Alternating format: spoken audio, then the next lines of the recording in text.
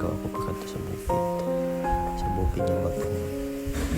isang talaga pang lakato na gatakan sa bukid sa pagkabula-bula ako sa kaon sa bukid grabe katari ang bato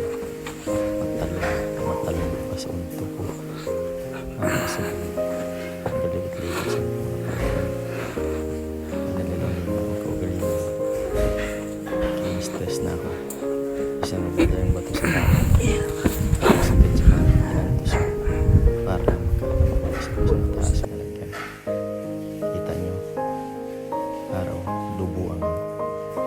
wala siyang mahimo sunod-sunod sa kabatuhan sa kuweba mas madad yun ang kuweba ng makagyan ko manami mo pero ang kuweba ngayon partay ka lisod pa sa kabuhi ko kaya sa pag-igod mo ako ako na bahala hindi ako kulog edit kung ano siyang resulta sa aking video bye.